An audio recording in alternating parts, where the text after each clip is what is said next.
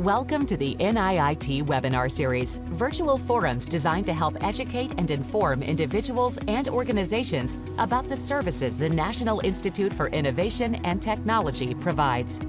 Today's virtual forum is the Accelerator series, Emerging Industries, Inclusive Futures, Diversity, Equity, and Inclusion in Workforce Development through Registered Apprenticeships. This presentation is part of the NIIT's celebration of National Apprenticeship Week. To ask a question during today's event, please utilize the chat function within the Microsoft Teams webinar. Also, be sure to complete the poll questions at the end of the forum. Now, please welcome the NIIT President and CEO, Mike Russo. Well, hello, everyone, and welcome to National Apprenticeship Week. It's a pleasure to be here today. Usually for these webinars, we have industry partners and clients that are on the roundtable doing the presentation, but today's a little bit different. We have experts from our regional partners that really deploy our programs. So we have someone that's with a workforce investment board in California, where we've launched several apprenticeships. We have a national, or I should say a regional program sponsor that really is responsible for deploying a program throughout Ohio. And we also have a university partner that's an expert in diversity programming. So we're going to take a little bit different approach today with some different perspectives from our regional partners. So here at the Institute, we are a 501c3, and we're responsible for a national strategy to develop the talent pipeline required for strategic industry sectors, those sectors that are important to national security and global competitiveness. We're also the nation's leader in semiconductor talent pipeline development strategies, as well as the U.S. Department of Labor contractor responsible for expanding registered apprenticeships throughout the semiconductor and nanotechnology related supply chains. So I mentioned our national strategy. There are three key components to our national strategy. So they really fall into these, think of it as three legs to the stool. So infrastructure. Those are the systems that are required to connect industry with training and education, as well as individuals that wish to map their careers and identify where there may be gaps and where to go to get those gaps filled. And then we also have on the program side, and this really first and foremost today's focus, are registered apprenticeships. And when I say registered apprenticeships, innovative registered apprenticeships that are designed for the semiconductor industry, nanotech sector, but really advanced manufacturing and tech-based industries. And through those programs, we're able to provide much greater opportunity for individuals that would not otherwise be able to participate. Why? Because for various reasons, people can't pursue post-secondary education, advanced degrees, credentials, certificates, but they really need to be able to leverage what they've learned throughout life in multiple ways to get on that pathway to these careers. We can't broaden the pipeline unless more people have access. And that's really, first and foremost, again, today's discussions, the focus of today's discussion. And the last leg of the school is how do we deploy this strategy? And we do it by engaging regional leads and stakeholders around the country. We provide the infrastructure, the technical expertise, our GAINS program, Growing Apprenticeships in Nanotechnology and Semiconductors, that innovative program I just referenced, and really help to create a skills-based learning enterprise throughout the entire public education system and linking those that go through it, as well as our adults and returning service members to those careers. So again, three legs of the stool, and those are the components. I would recommend that you go to our website, NIIT.org, and go to our sponsored programs to National Talent Hub.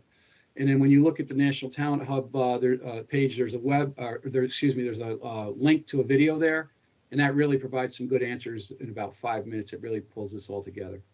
So next slide, please.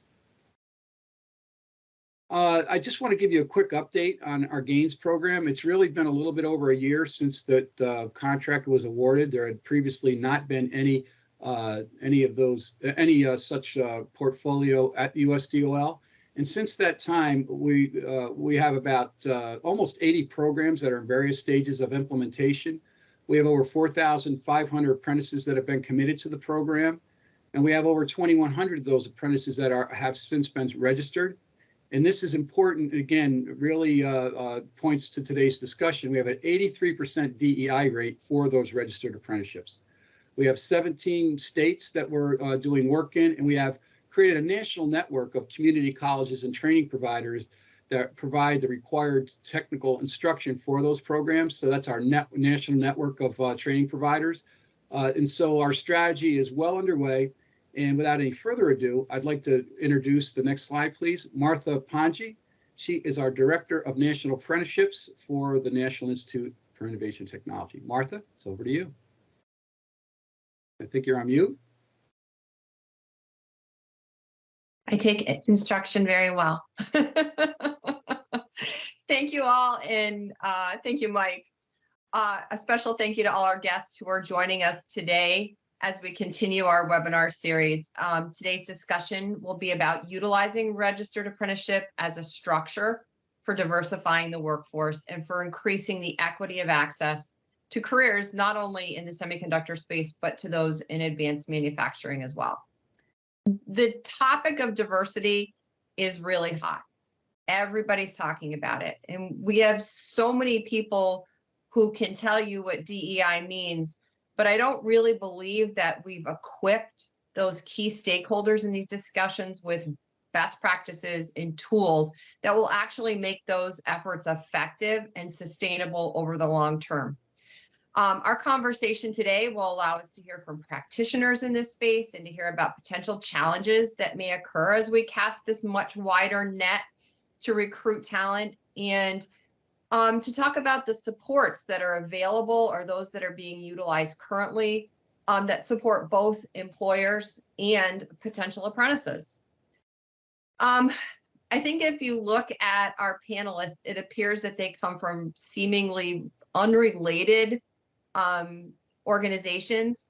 We have a very seasoned disability consultant. We have leadership from the large workforce board in urban area, and a group sponsor who represents multiple employers of many different sizes with registered apprenticeships. But the one thing that they do is that they share very key attributes that are relevant to the discussion today. The first being that they're all committed to growing a talent pipeline. And not just a talent pipeline, but a pipeline that provides all the individuals that they work with pathways to meaningful work.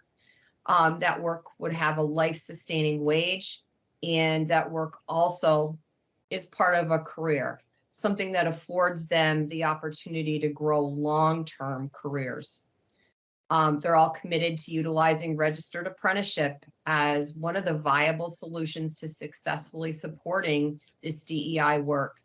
And last but not least, and I think probably the most important in my mind, is that they understand that this work cannot be done in a silo or in a vacuum. And they've all committed to being active participants in this diversification of the workforce. Very lucky for the NIIT, they've all decided to work with our team. If we go ahead and we actually move into the discussion, I'll let you know that we have with us today, we have Pat Dowse from Dowse Factor, we have Beth Dawson from Manufacturing Works, and we have Lawrence Thu from Work to Futures. I will provide more specific information about each individual as we hear what they have to say. But I want to point out up front that we could not do the work that we do today successfully without the contributions of partners like the three that are here today. As we start, please utilize the chat function for any questions that may arise during the discussion. Any questions we don't get to during the live event will be answered via email at a later date. But let's start off by introducing Pat Dowse. And Pat is a solutions specialist. She's a solutions specialist at Dowse Factor. She has over 30 years of experience in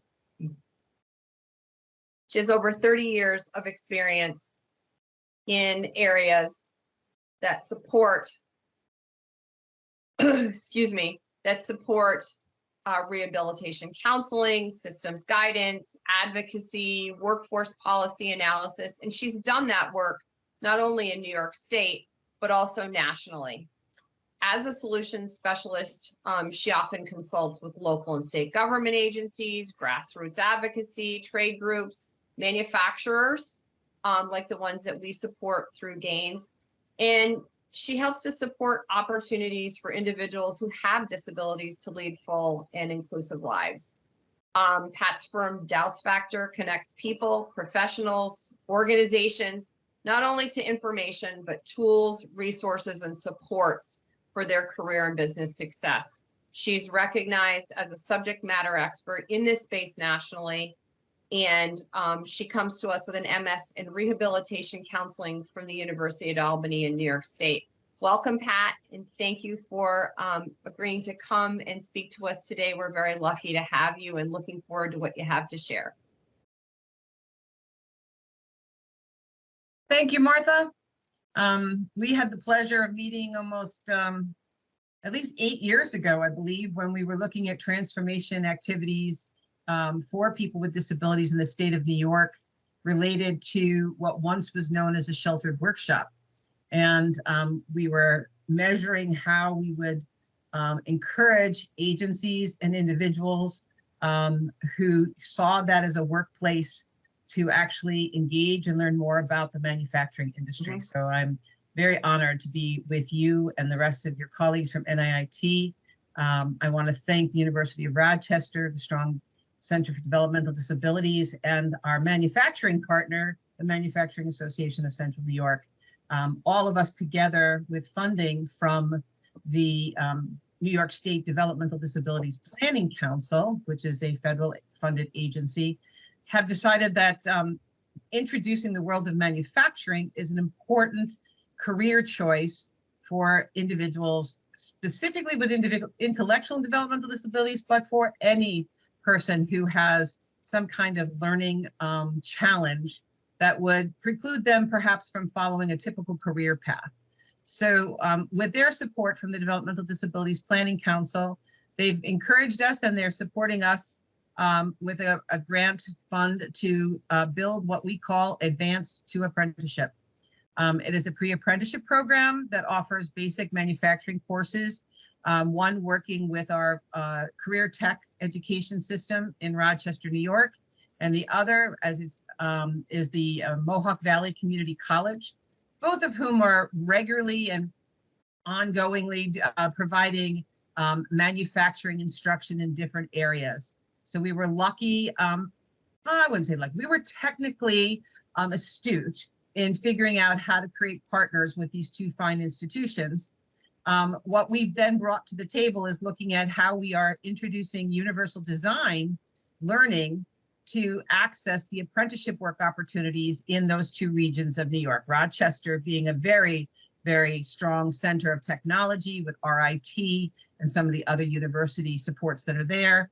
And then certainly in Utica, which is our Mohawk Valley, and a very large corridor of small and medium-sized manufacturing companies, all interested in building a workforce that includes everyone, not just those that have finished a college degree. And so how wonderful to think about a pre-apprenticeship to apprenticeship opportunity for people who wouldn't typically choose college as the way in which to do their business. Could I have the next slide, please? So we want to start first by reminding everyone that's listening today that there are benefits for our partners. And those 4 areas are support, basically meaning we're going to reach out to a community that hasn't typically been shown the advantages to a career in manufacturing. We are going to help diversify applicants. All of us are looking at money and funding for contracts and whatnot from all different places, but the federal government and state government are now saying that all programs need to diversify. We're making sure with this pre-apprenticeship program that we're helping people see that benefit. We're offering training to the instructors at the 2 centers in Rochester and Utica, New York, but we're also helping the businesses, the manufacturers, by offering them training in neurodiversity and general work accommodations. And then finally, linkages. So often a business is faced with supporting the nuances and the needs of their employees through their own HR department. Well, there's a lot of other resources in your community, and so a part of this project is helping them link to the manufacturing industry as well. Next slide, please. So let's take a moment and look at diversity in manufacturing. There's all different kinds of manufacturers. There are certainly a plethora of ideas and career paths one can take in any manufacturing business. But at the same time, we have to focus on the individual that is helping your business make that difference. So we need to understand and recognize that people from all different kinds of backgrounds are also going to have all different kinds of learning styles. And in this case, when we're talking about people with disabilities, this is key. Next slide. Neurodiversity, a word that's being used all the time. Do we really know what it means? Basically, it just is the idea that people interact with the world around them in many different ways. And in a workplace, it's important to recognize that there are multiple right ways of thinking and learning. We need to embrace the difference in order to make sure that the bottom line is met by the company, the employees are happy, retention is maintained, and therefore you will have diversity overall. Next slide. There are also lots of conversations about what is norms or normal. I think it's a little overrated these days to say people are normal, because I don't even know what that means anymore. But we have to think about the fact that in our own personal experience, many of us benefit from supports and accommodations. We each figure out how best to maintain ourselves and or assist other people in our world. And we're encouraging businesses to think that way too. Next slide. So while we deal with our own biases and we look for ways to overcome what people might say are differences, in the business world, in the HR world, quite often you hear, and of course in the Americans with Disabilities Act, there's lots of sections around providing reasonable accommodations. Fancy word for, hey, can we make sure that people can perform the essential functions? And that's an important word that your HR director certainly harps on, I'm sure, the essential functions of a job. But bottom line is, if you create an avenue and a pathway where a person can basically be their best selves at work, then you're going to be able to do whatever you need to do. And accommodations are not too expensive. They're basically the best way to keep people employed. Next slide. So let's take a moment and look at embracing greater understanding of how people function, how people process information. Take a moment as I highlight some of these things to think of yourself in the way that you best receive information. This is about making sure that if a person is a visual learner, that means I may need to see pictures, I may need to see diagrams, I may need to actually have that picture presented to me so that I understand the relativity to what I'm being asked to do. Other people process and understand when they hear it. Books on tape have become a very popular way to gather information. Why? Because many of us like and do best when we hear the information that is important to us. We have to practice. We have to practice. I mean, there's a great saying that says, practice what you preach. Well, in the manufacturing or any industry, we need to offer the ability for people to practice. One and done is not necessarily going to give you the answers that you need.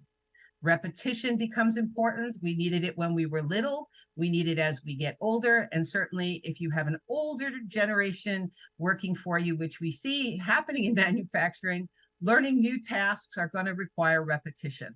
And so, quite often when we're talking about the employment of people with or without disabilities, our workforce spans the ages. So we need to pay attention to those kinds of things as well.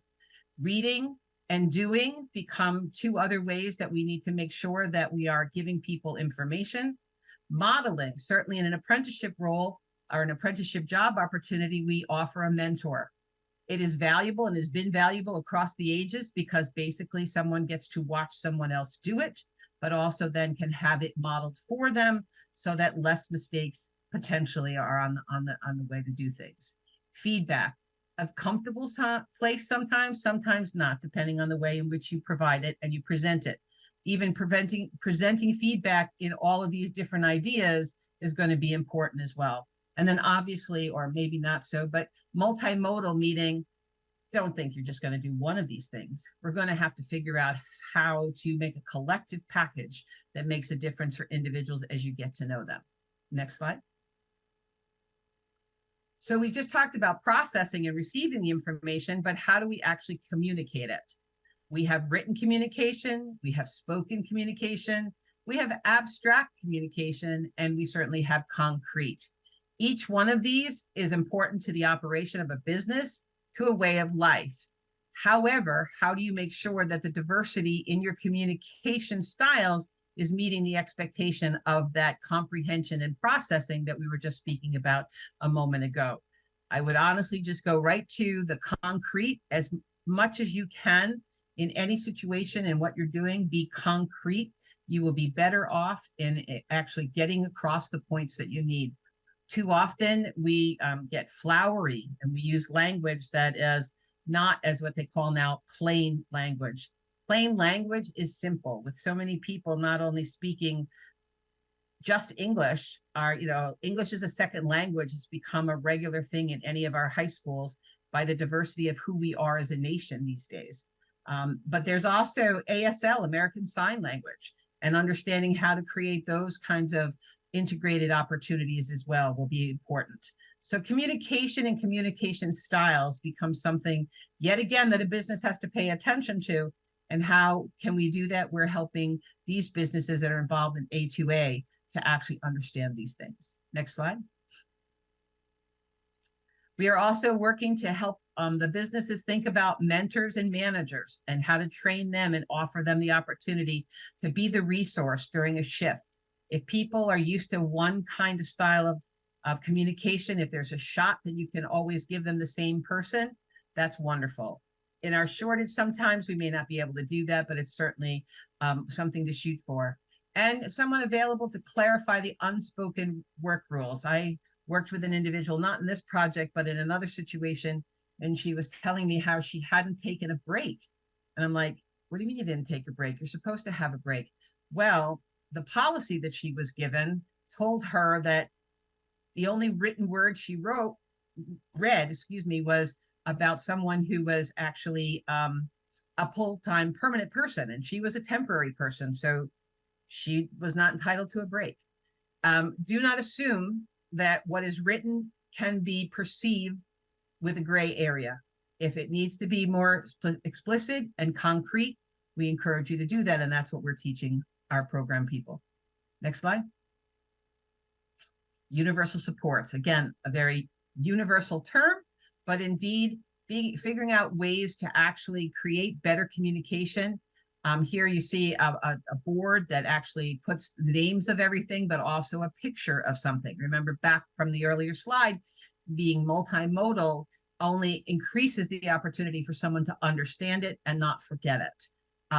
Performance indicators are posted clearly. Schedules are posted if necessary, or at least offered to someone on their phone. A lot of companies are now doing that. So we're giving people in our neurodiversity training the ability to understand all the different ways in which you could create some explicit, concrete ways for people to understand their jobs better. Next slide. Utilize your community resources.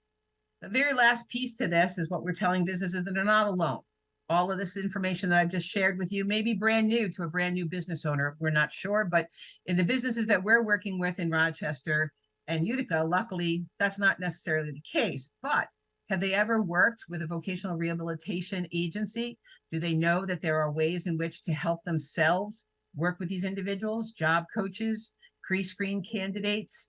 The ability to talk to someone if someone needs an accommodation and not quite sure, and we don't want to get in trouble with the ADA, as HR directors will typically say. Bottom line is there's consultation, training, and opportunities for retaining employees who have a disability or acquire a disability. Any one of us is just one day away or one moment away from, unfortunately, becoming somebody in that pool. And a business that has this information and the ability to connect to resources, all the better. Our project created an advisory council to each one of them in order to start helping them bring these resources to their table instead of them trying to find it all by themselves. My next slide.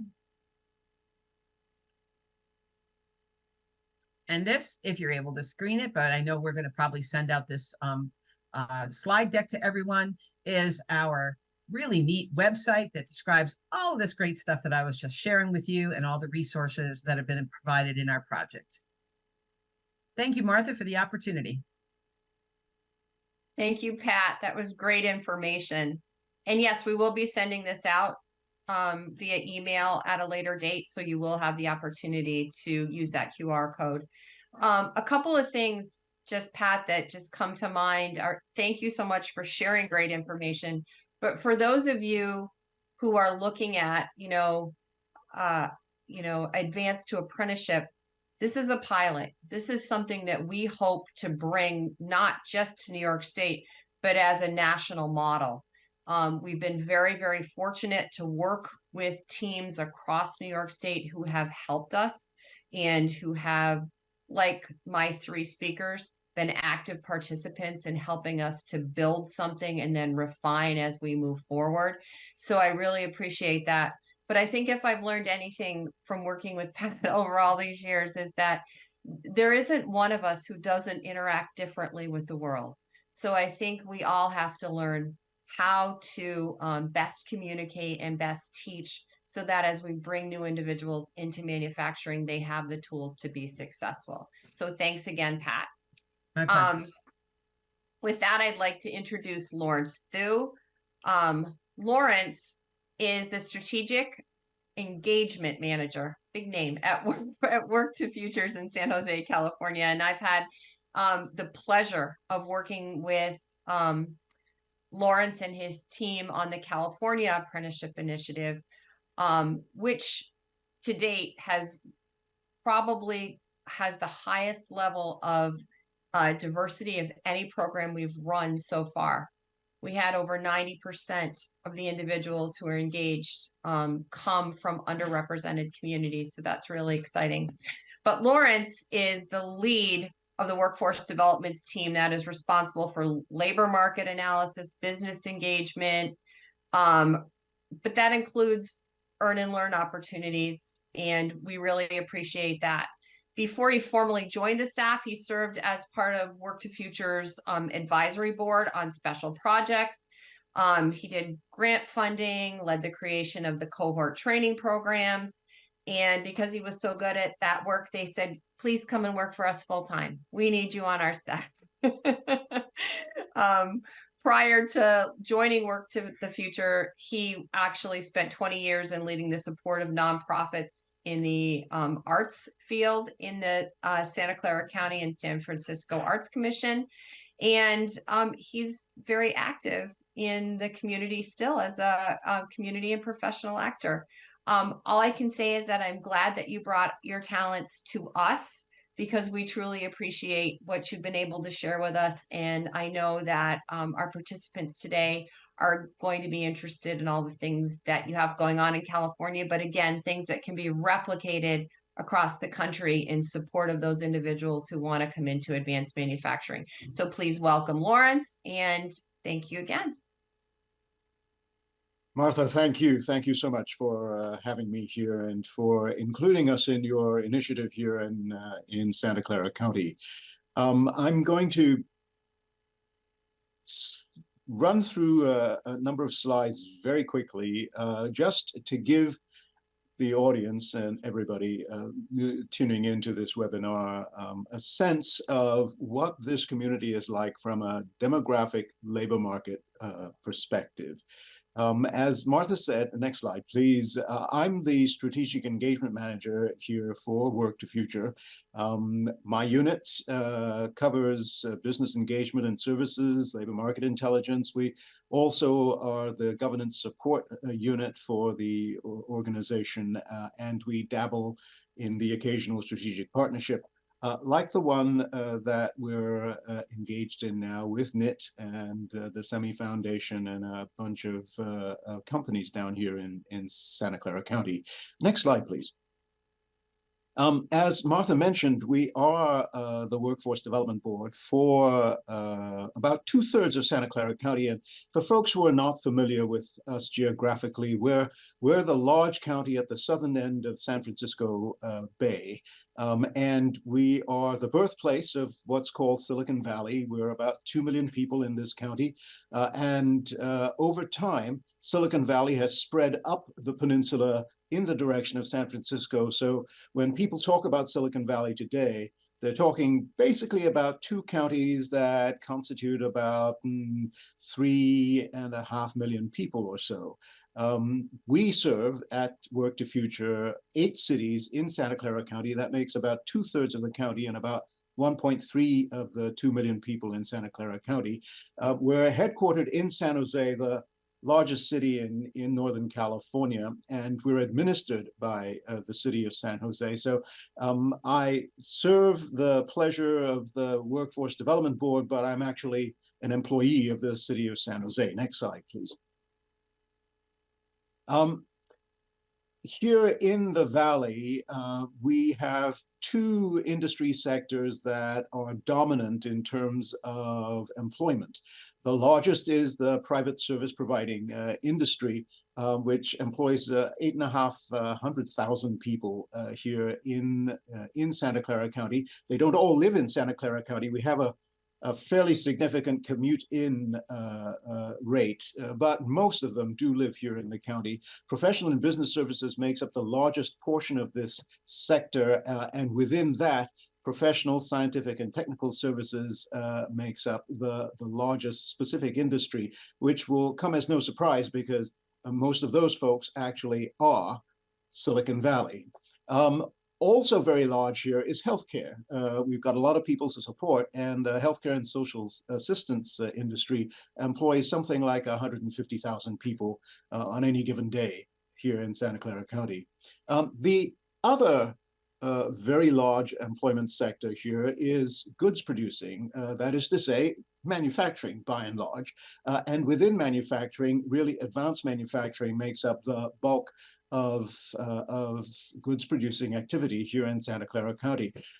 You may be surprised to hear that that comes as a surprise to many of the folks who are familiar with us here. They think of us as a high-tech sector. They also know us as a high-cost sector and have heard that manufacturing has largely drifted away from the area. That's probably true to a large extent, but not to such a large extent that manufacturing is not still one of the dominant industries here in Santa Clara County. Next slide, please.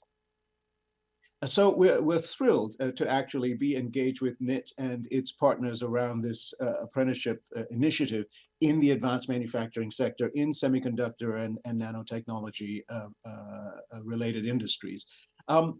The subject today is diversity and equity and inclusion, and as you'll see, that is very much a part of what we as a Workforce Development Board are about. And it's partly by design, and it's partly by circumstance. As you can see on the right of your screen, we are, just demographically, racially, ethnically speaking, a diverse community. About 25% of the residents of this county identify as Hispanic or Latino. About 40% identify as Asian. About 50%, slightly less than that, identify as non-Hispanic white, and about 3% identify as non-Hispanic African American. We also have, by virtue of the latest census count, more than 4% of our population that identify as being of two or more races here. On the left of your screen is the demographic profile of our client population last year, in the year just ended June 30th of this year, of 2023.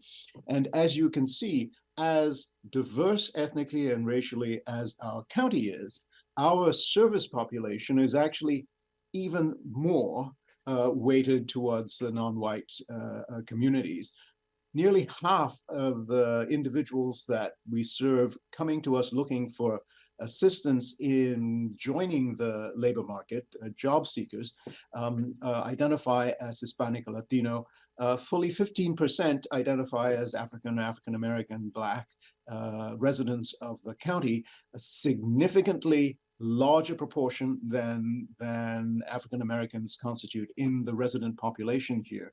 And while there is a significant portion of our clientele that have chosen not to answer the race and ethnicity questions, I am quite confident, just by eyeballing the folks who are coming in the doors every day, that the folks who have told us of their backgrounds are, broadly speaking, quite representative of our job seeker client population as a whole. Next slide, please.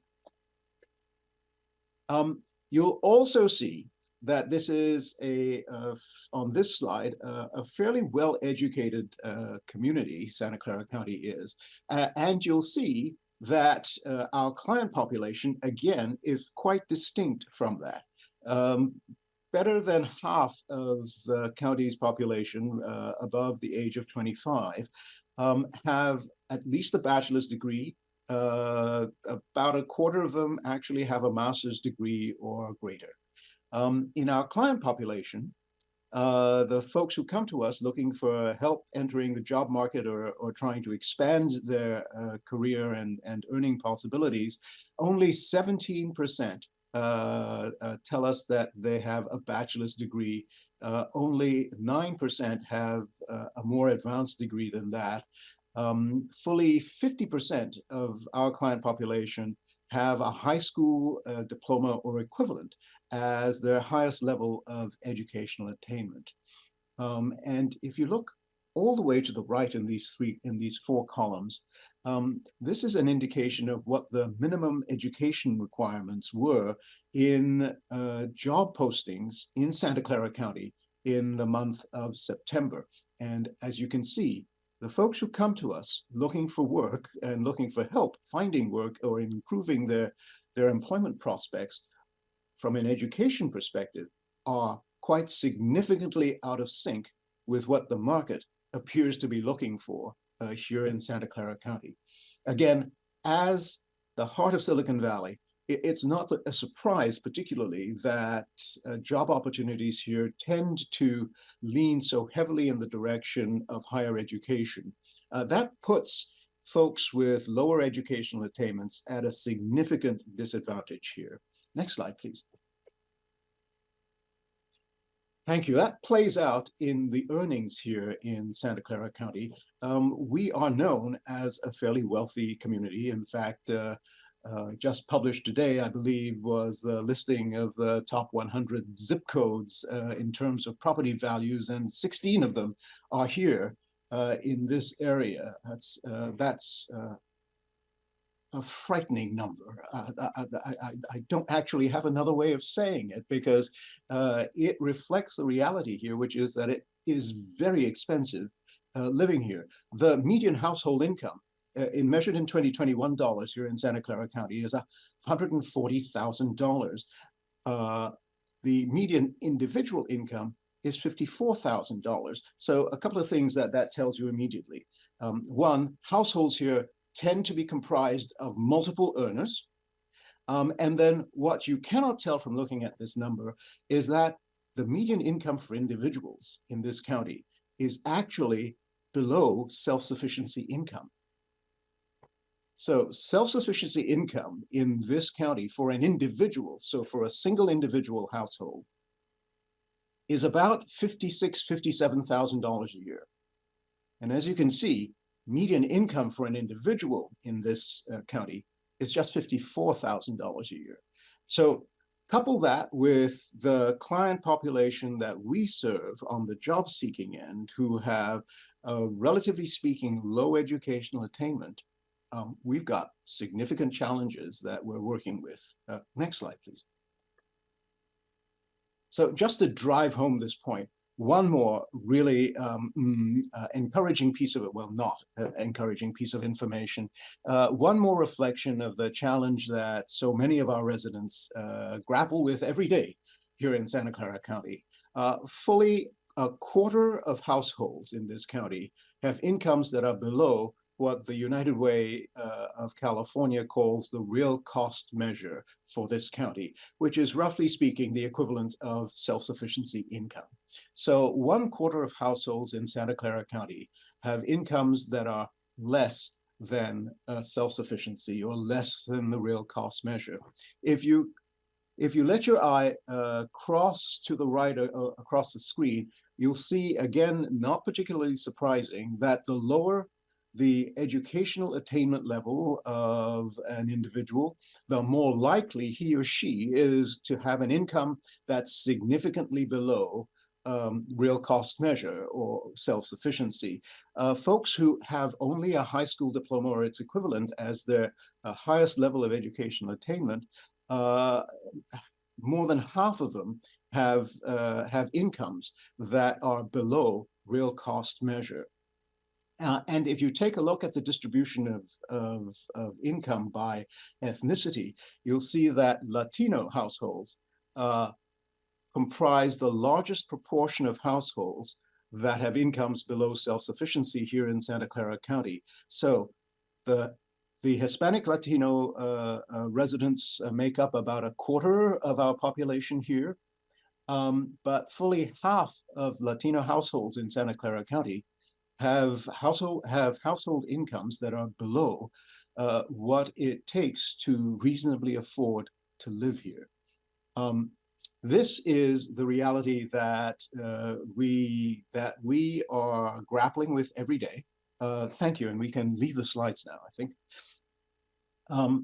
This is why we are always casting about here in our work with the employment community, the employer community here in Santa Clara County, for ways in which we can work with the employer community to find gateways into employment pathways that don't require the traditional measures of educational attainment, that don't reflect what passes for the normal ways in which people find employment in the world. Because frankly, there are too many of our residents here in Santa Clara County who don't have the usual tools that it takes to succeed in Silicon Valley. So among those non-traditional gateways are conversations that we have with employers here is trying to work with employers to shift their approach to recruiting from an educational credential-based approach, which is the traditional approach for so many of employers here, to one that takes a closer look at the skills attained by candidates for employment, right? Moving from an educational credentials-based approach to a skills-based approach to recruiting.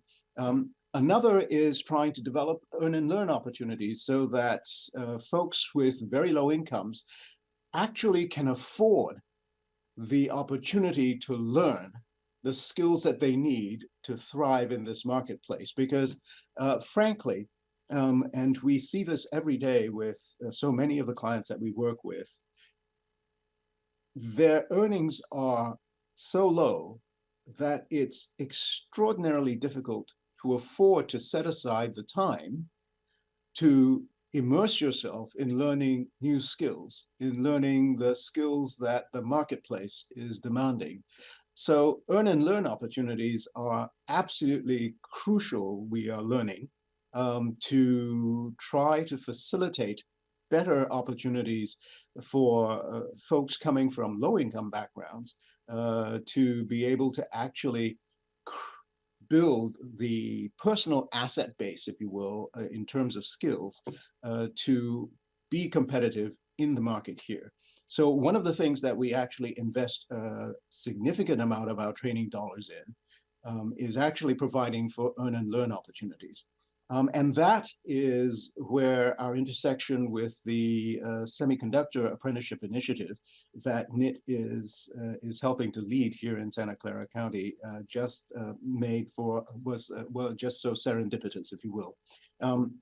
One of the things that we've done to facilitate the process and our contribution to the effort was to take the lead, if you will, in community outreach to let the community know about these apprenticeship opportunities as they became available. For us, that necessarily and naturally meant that the word was going out to a community, to communities that were frequently not in the running for employment opportunities in the advanced manufacturing sector here, especially in those opportunities that would open up pathways to middle incomes and better along the way. Another is that we are actually investing dollars into these apprenticeships. So we are drawing on our training dollars to reimburse employers for a portion of the wages during the first months of the apprentices that they hire. And happily for us, the San Jose City Council, and as I mentioned, although we serve a multi-jurisdictional area, we are housed administratively within the city of San Jose, and with nearly 1 million residents, it is the 800-pound gorilla in the county's room, if you will. The San Jose City Council this year decided to invest some city money into supporting apprenticeships as well. So for what that has given us the opportunity to do is to say to the participating employers, for the San Jose residents that you are hiring as apprentices, we can provide you half of their wages for the first 6 months of their employment with you, which is not insignificant contribution financially to the effort. Anyway, let me stop there.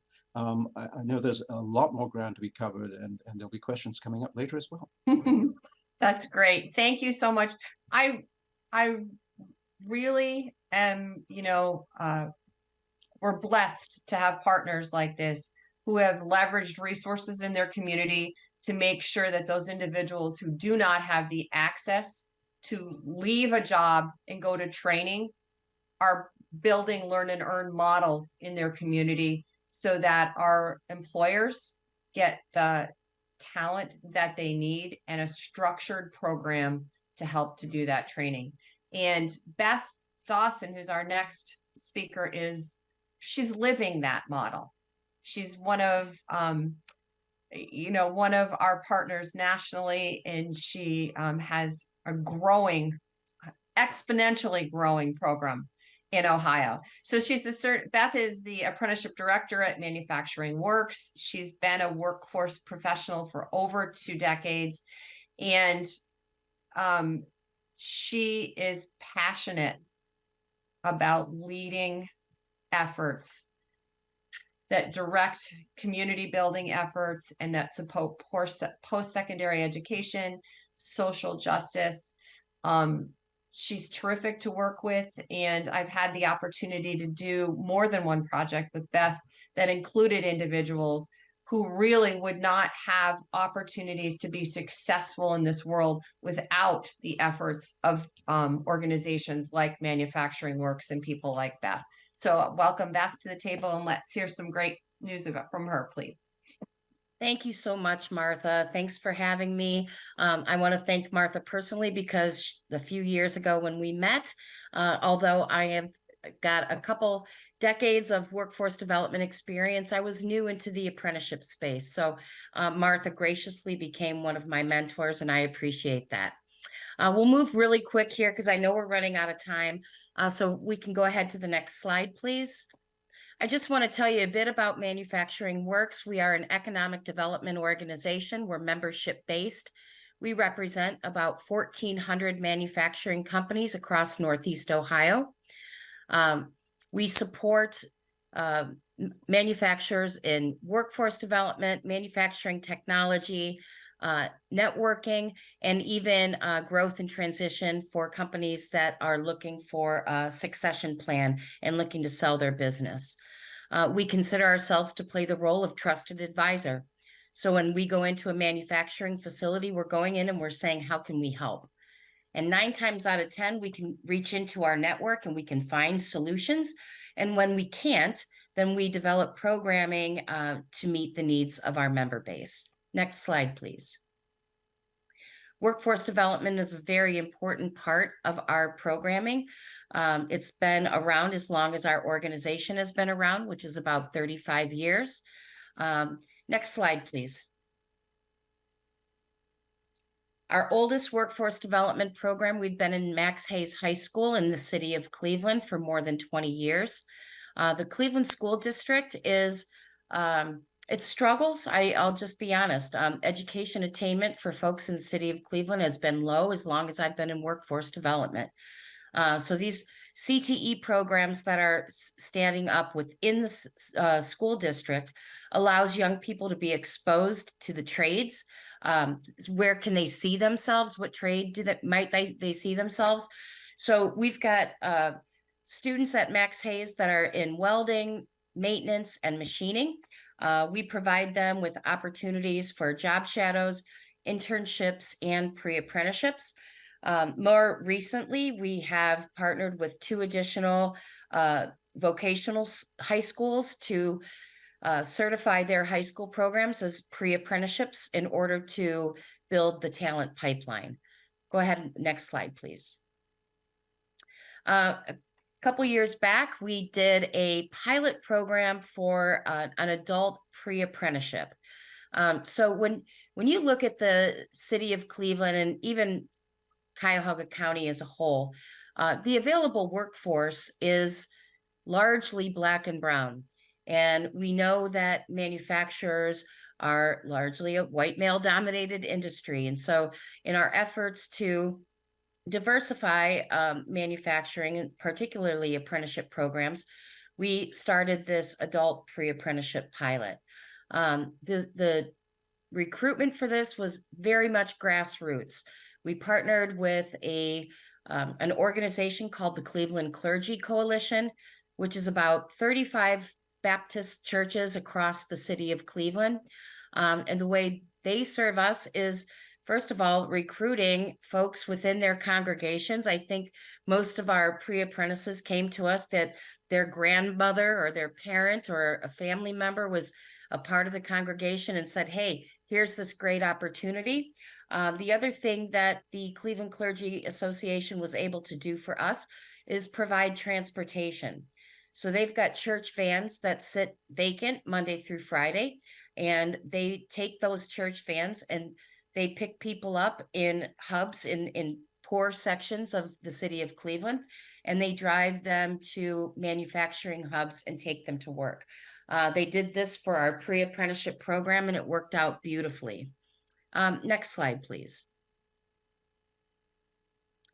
So within our pre-apprenticeship pilot, I will say 12 out of 15 candidates were underrepresented, people of color or female.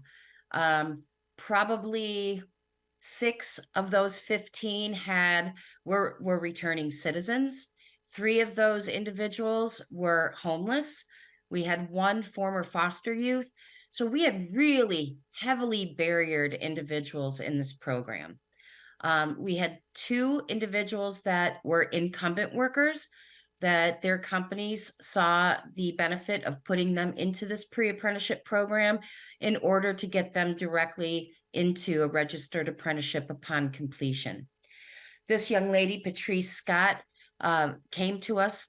She is an incumbent worker. Her employer, WLS Stamping, hired Patrice from a workforce development program offered through the industry sector partnership here in Cuyahoga County, called Access to Manufacturing. And when we built our pre-apprenticeship program, we built it off of the Access program so that we could take this entry-level training program. We filled in the gap in order to get somebody ready to be successful in registered apprenticeship. We went to our manufacturing members and we said, hey, if you have any Access completers, put them into this pre-apprenticeship program. We think it's a winning model. And WLS Stamping chose Patrice Scott to join this program. She was a shining star from the moment she started with us. The pre-apprenticeship program was 2 months of classroom training full time. We had funding to pay our participants an hourly rate while they were in the program. Patrice, at the time she started, was a single mom with 3 kids living in public housing in the city of Cleveland. She successfully completed the pre-apprenticeship. She has bought a house. and she is now a tool and die apprentice. And so we are super proud of Patrice and are still supporting her and trying to remove barriers as she continues with her apprenticeship program. Next slide, please. So that was, I went really super fast because I was watching the clock. I want to say one last thing. Just this recently, like right now, the past couple weeks, we had an employer that had 24 apprenticeship openings. They had 80 applicants for 24 apprenticeship openings.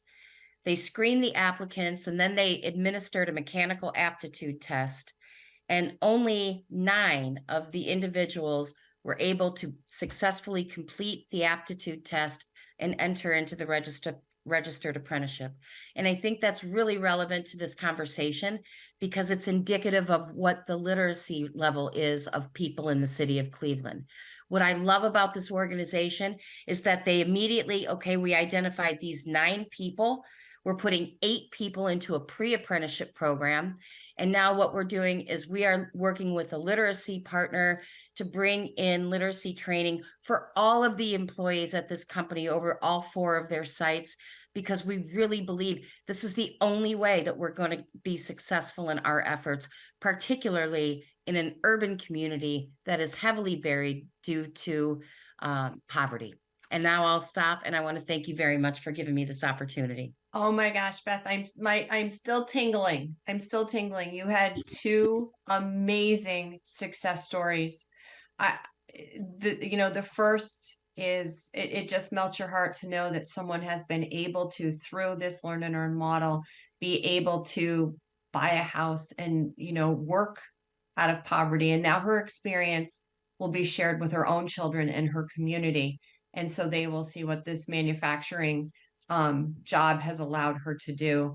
And number 2, the investment of a company to know that it can't all be that public service is going to support all of these efforts. There is a responsibility on an employer base in a region to help to bring that that training to the community so that individuals can remain and live there. And after Lawrence's comment about $50,000 is generally below the poverty level in Santa Clara County, it couldn't be more true. We need to be able to provide this access. I realize that we have gone very long, but I think that we have great information that's been shared with us.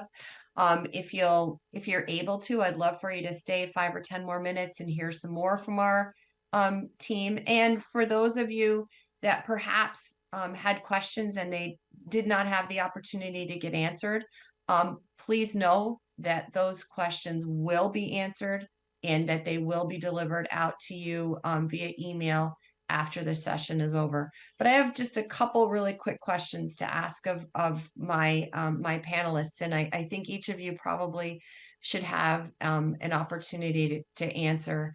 Is number 1, how can employers, educational facilities, community-based organizations, how can they better engage with these underrepresented communities to access the talent that's there and bring them to the table so that they can be offered opportunities, to partake in these kinds of learn and earn opportunities?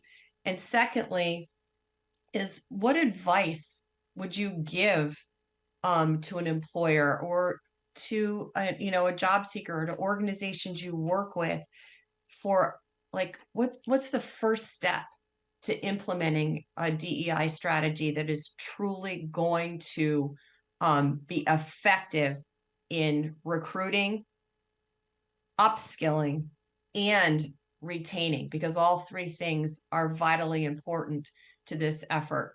So I don't know if we could start with you, Pat. Sure. It's been my life's work to do that kind of stuff, I think. So honestly, the best strategy is to build a team approach. Right now in the state of New York, we have a disability resource coordinator project that is housed at our local workforce boards. And that individual is seriously there to coordinate and create the access to the businesses that need a workforce, that understand how, or if they don't, give them the resources by tagging them together with another member of the community that may be a disability support provider, may be a social services support provider. I mean, you cannot be your best self at work if you don't have housing, if you're troubled by transportation. So those things are also vital in this conversation of good jobs, proper living environments, all that kind of stuff, is to also make sure that social services supports are engaged in everything that we do. And in regards to the advice, I think, again, a job seeker needs to just work hard to step outside of their norm.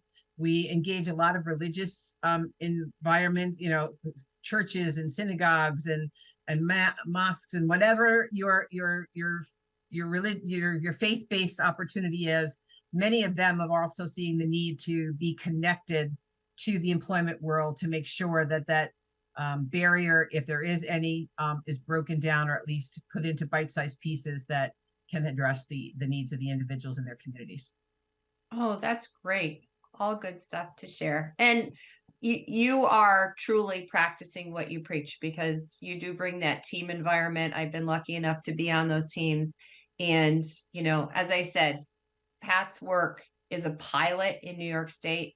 We want this to be the model for what should happen nationally moving forward. Lawrence, how about you? Well, I'd love to have Pat's organization working in our backyard for starters. But, but you know, just to build on one of Pat's remarks, I'd say if you as an employer haven't already added your local workforce development board to your team, you should, and you must, because that's the communities that we are speaking of are exactly who your local workforce development board works with the bulk of the time on the job seeker end, because that's its mandate. That's what we are charged to do, and we do it pretty well, if I may say so myself. So absolutely working with others in the community, engaging with the community, engaging with your local workforce development board is one very important way to go.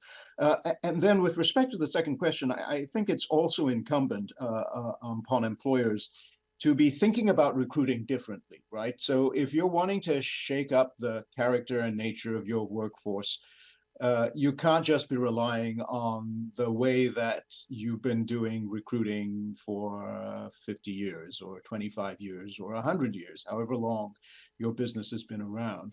That approach has been successful, but it's been successful giving you the results that you already have.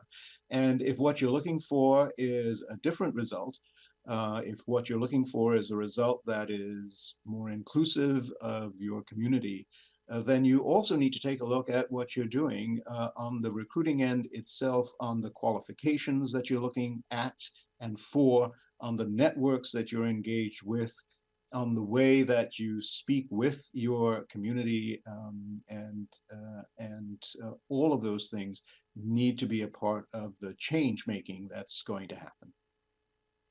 Yes, and Lawrence's organization was, you know, particularly critical to the recruiting of the underrepresented communities in the California area. They helped us with marketing, and I think, you know, we created marketing information that really spoke to the people we were trying to address. And I don't think that that's something that the employers had really thought about initially, but having the experience of the workforce board to say, these are the things that will mean something to the people that you're looking at. This is something that will, you know, make them say, yes, stick that toe in the water and say, I'm going to try this. So we are very appreciative of that. And as Lauren said, getting your workforce boards involved and really being an active participant in planning from start to finish is integral to the success of really diversifying that workforce. And last but not least, Beth. Well, I think I touched on your first question in my presentation, and I think the grassroots recruiting is really important. It's how do you have to open doors that you didn't necessarily open before to look for these new workers, right? Being open to hiring ex-offenders, going and looking for ways to support veteran populations. So the grassroots recruitment for sure. And then the advice I would give to companies would be to examine your culture and ensure that your culture is one that is welcoming and inclusive to folks that are underrepresented in manufacturing. We notice how critical that is with our youth programs, especially at Max Hayes High School. Those kids, the majority of them are people of color. We don't want to take them into a manufacturing facility and they don't see folks that look like them, right? They're not going to picture themselves in that career if they don't see people that look like them. So creating that inclusive culture, making sure that folks, supervisors that are trained to understand and communicate how to best communicate with folks that are different from them. And that would not just include cultural differences, but also ages as well, how to speak generationally or to different generations. And then I'll be quiet because I know we're up for time. Well, unfortunately, we are out of time, but I am going to give each of you some homework too, because I did have a few more questions that I wanted to ask. And so I'm going to ask you to, write something up and so we can share it with the people that joined us today. I really hope that everyone that did join us today found value in what you heard and enjoyed the discussion. I think we had 3 amazing presenters, and really amazing because they each are really doing the work. They're invested in truly creating pathways for individuals who would not have those opportunities without their help. So we do appreciate your help. Before you leave, I do have to ask one thing. We have a 3-question questionnaire that's going to go out at the pass. Please fill that out so I make sure if you want some more information that I get that information out to you. And also know that we will send out the questions, answered questions to you in a single email. And then at a later date, we're also going to send out a recording. And I would encourage you to share it with your friends who you think maybe would find this information valuable as well. Thank you again to everyone who spoke, and thank you again so much to everyone who came. We truly appreciate this, and happy National Apprenticeship Week. Thank you for joining us today. Please be sure to complete the poll questions before leaving the virtual forum. Help celebrate National Apprenticeship Week by spotlighting the diverse stories of apprentices within your organization. Showcase their journeys, achievements, and the transformative power of apprenticeships in shaping their careers. Share your stories today. A recording of this event, as well as information on upcoming webinars, will be available on the NIIT website. For more information about the NIIT and its programs, go to niit.org.